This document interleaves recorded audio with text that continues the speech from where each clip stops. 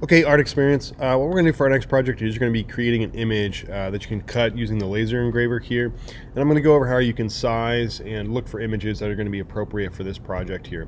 So you're going to be putting your image into this laser cut relief Google Doc here. So you want to make sure you read over the directions, understand what you need to do here. Inside this per making pattern inspiration document, you're going to need to make this into a 4-inch by 4-inch square. So this is kind of the square size that you're going to need to use for this project here. So to find your images, you're going to want to look online and find images that are going to work for this. Your image needs to be only black and white, so I can't have any sort of grayscale to it. So no grays, light grays, dark grays here. Can't be any sort of like photographic image. It's just going to be black and white. So when you search for your images, you need to find images that are going to work for that. So I would look for something like this, like black and white feather clip art. If I look here, you want to try to find something that's a square, something that has not too small details, and it's not really pixelated here. So when you look for your images, you want to try to find images that are a good size.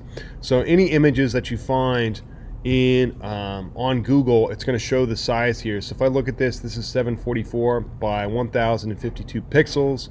That's a good sized image. I can use something like this, okay, and that would work. This has good details. The laser cutter will be able to cut all this out here. Something like, let me see if I can find like a bad image. So something like this.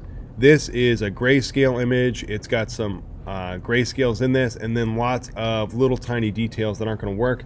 Also, the image size is not very good. This is 612 by 342, so that's not a very big sized image here. I already know the image that I want to use. I want to use this Michael Jordan image here.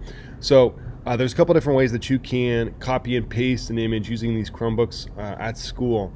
One way is you can hold your Alt key down and then click on the trackpad, and you can go to copy image.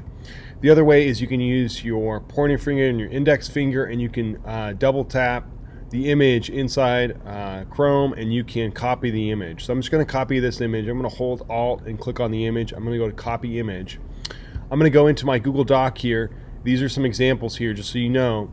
And I'm going to paste my image in here. So I'm going to do Control V and paste, or I can go up to Edit and go to Paste here. Okay. Now I need to resize and crop my image. So I'm going to click on my image here. This blue box means I've clicked on it. If I double click on this image, you'll see these crop boxes appear. So I'm going to crop this down here, and I'm just going to get rid of any sort of thing that I don't need. There's like, whoops, there's this white space here that I don't need. If there's some sort of like box or like other parts of your image you want to crop out, you can crop those out here. Okay. Now you can also size your image. So if I select my image, I can go to Image Options. Inside this window here, it usually looks just like this. I can resize this.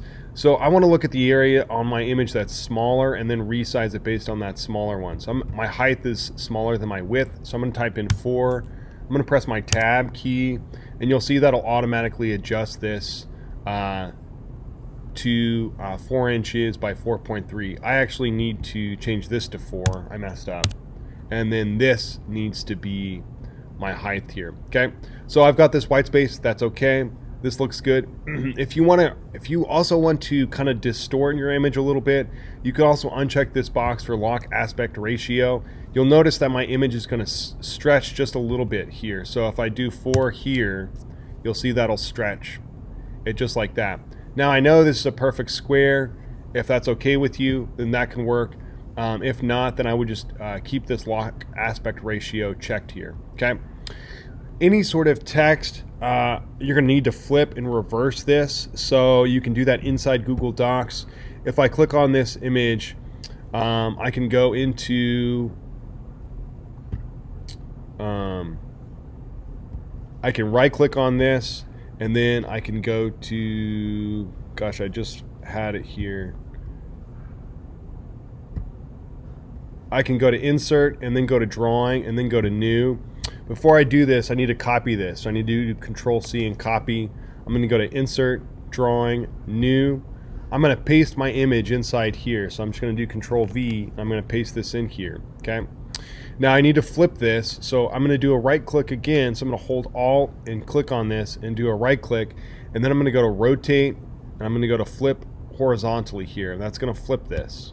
Okay, so now this is going to go like that, and then I'm just going to do save and close.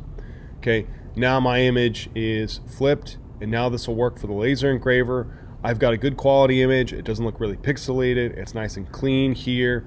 I've got a good balance between white and black space. Remember, you can't have too much black in your image here. It needs to be less than 50%, so something like this can work here. Okay.